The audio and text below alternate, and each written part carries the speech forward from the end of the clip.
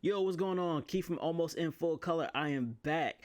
I missed you. I hope you missed me too. But today isn't about me. Today is about Atelier Ryza 3, Alchemist of the End, and the Secret Key.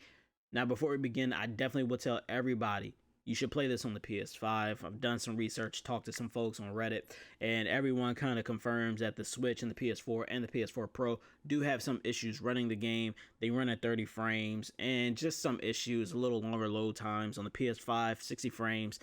Visuals looked really good to me for what it was. We're not, playing a God of War AAA title here that have, ungodly graphics.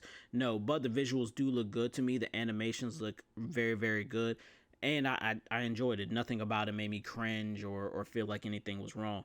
This game is of kind of like that anime archetype. So if you don't necessarily care for like the anime archetype JRPGs, this might not be one for you. The other great thing about this game, and the other reason I'll tell you get this on the PS5, are the load times. The load times are super quick. There's a landmark system, a fast travel system. So basically, once you hit a landmark, you're able to fast travel to that landmark literally at a moment's notice, which makes it super excellent. If you're in a quest and you gotta go somewhere else to finish the quest or progress a quest, it's super easy just to go travel landmark to landmark. You always feel engaged. So going from there, I want to talk about the story of this game. It's a very fun, very light story, just like the other Atelier games. There's a very serious thing going on, like catastrophic, and yet like everyone's just happy-go-lucky. Everyone's just having a good time, just doing their thing.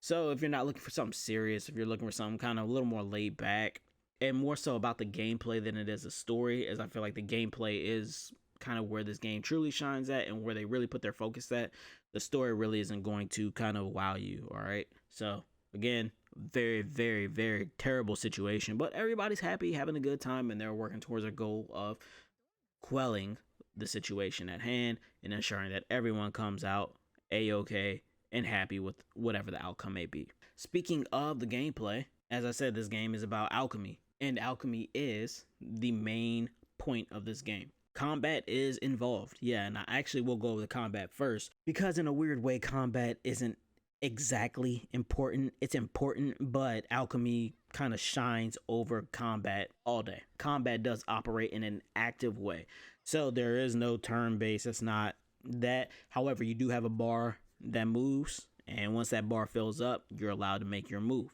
They say if you hit circle at the perfect time, you'll execute a 3-hit. Really, just spam circle. That's all you got. Just tap circle as fast as you can, and you will never miss it. It's very forgiving in that way. So just tap circle as fast as you can, and you're going to always get that 3-hit off. Now, after you get that 3rd hit off, you can actually pop a skill right afterwards. So you can hold R1 and triangle or whatever, or you can call one of your people who are in the reserves. You have a ton of party members, so you can call somebody from the reserves to swap out, and they can come in right after that. We also have things called orders, in which your teammates will say, hey, hit him with a physical move. Hey, hit him with a magic move. And once you do that, your teammate will do one of their special moves. They will do one of their special moves, not a skill. So they have special, precise moves that they'll do that will be enacted once you carry out an order from them. Now, once you carry out an order, you'll get something called a CC. Now, you also have guarding. And if you guard at the perfect time, so perfect parry, not only do you reduce how much damage you take, but you also garner a CC. And what you do with those CCs, well, you can actually use those to use items, and items will have a CC value. So bomb has 2 CC value. If you have 2 CCs, well then you can go ahead and throw a bomb.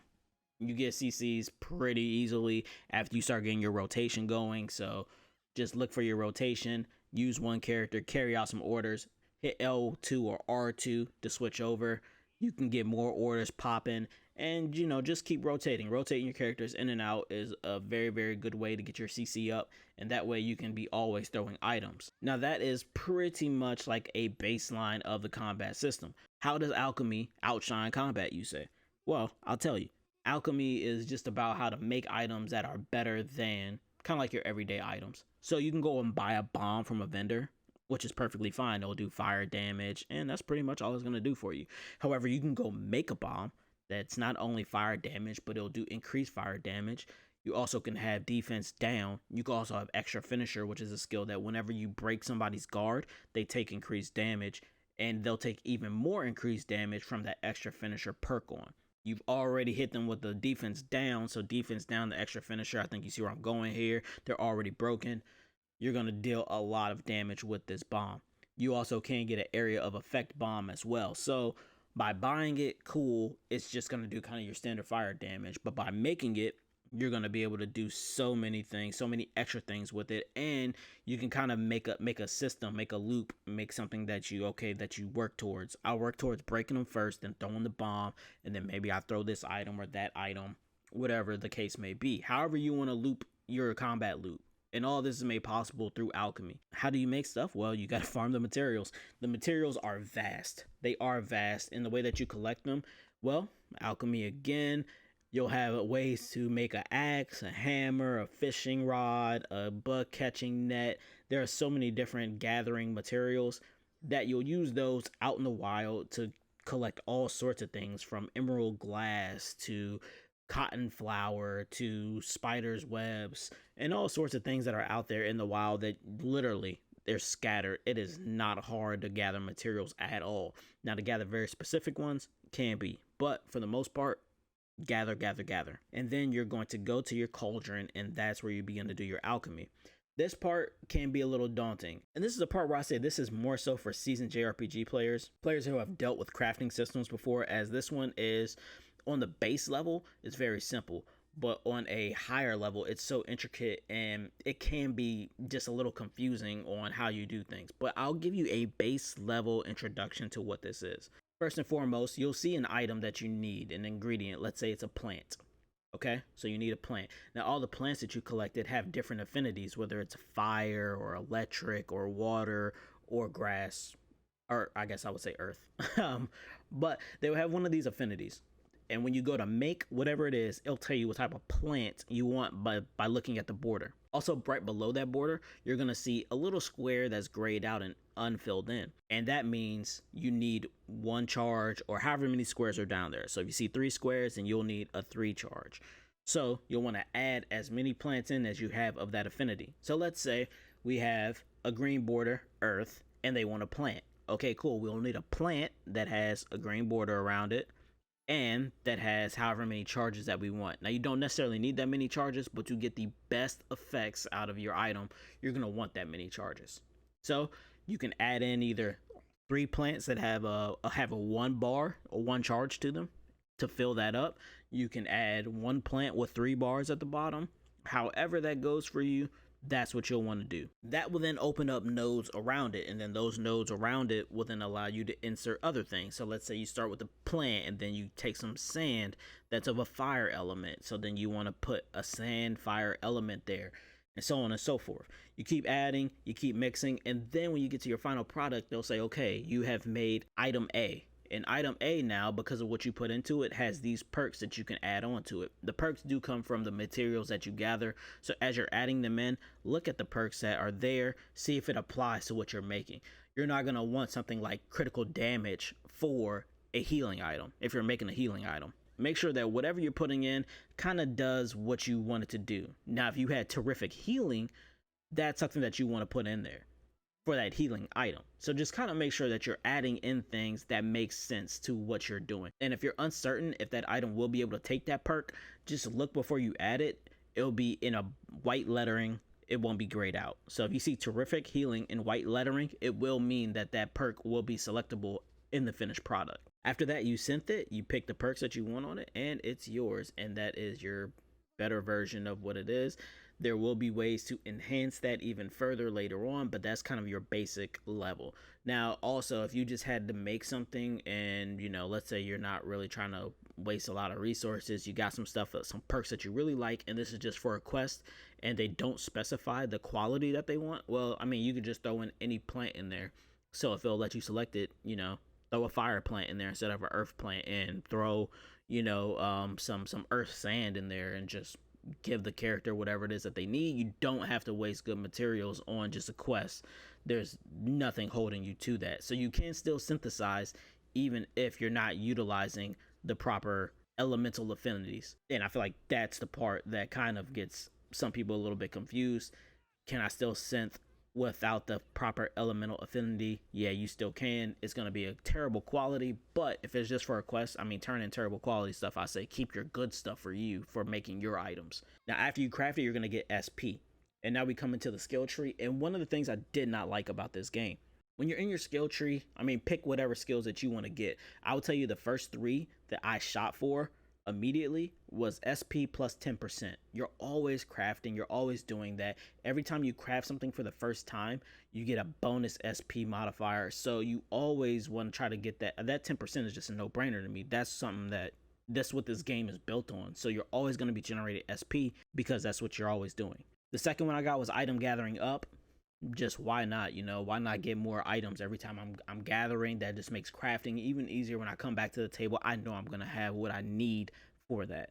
All right, and the third one I went for was at max quality. Now that's straight up. Now I didn't go for that max quality because I cared about max quality. It is important for late game because some people will ask you for certain quality items. So to get to quality 700 was important. However, there are some very, very great recipes up there that you need to make certain things, and they're tied to the skill tree, and that's one of the things I did not like. And they're so costly. It's so costly to get this SP, to get this recipe so that you can make these things. For some of the better weapons in the game, not only do you need to get Criminea, which is tied to the max 700 quality skill, but you also will need to go straight down to get weapons 2 recipes.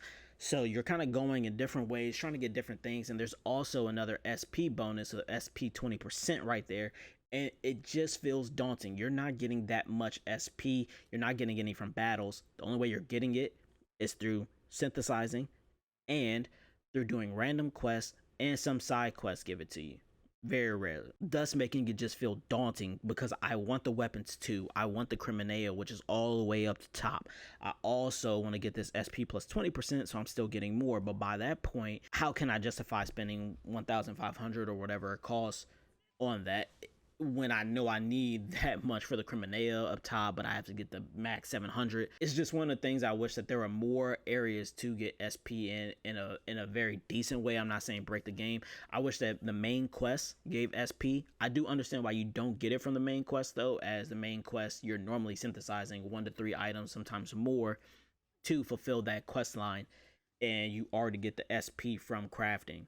And typically you're crafting brand new things, which gives you the modifier. So I do understand why maybe the main quest don't give it to you, but I wish there was just a little maybe a different way. I think combat would be a good avenue. Every time you level up, hey, here's 50 SP, something to just make it a little bit easier for the SP farm. But outside of that, I really enjoyed this game. I thought it was awesome playing this on the PS5 with the fast load times and the ability to fast travel instantly, making quests and all of that. Just very fun, very easy to do and get through. Was awesome. I thought this was a really great send-off for Ryza. I really enjoyed this game, and it was just always fun just trying to craft something new. I spent most of my time crafting. I didn't even spend most of my time fighting. It was literally like, hey, how do I craft like this crazy bomb, and how do I implement that into a battle loop? Also, how am I making some of the best things through alchemy? And that's the addictive loop nature I feel like this game strove for, and I feel like they achieved it. I mean, they got 3 installments, right? They got to do something right. But I would highly encourage anyone to grab Atelier Ryza 3 if you played the first 2 and you enjoyed them. Oh, you're going to enjoy 3 for sure.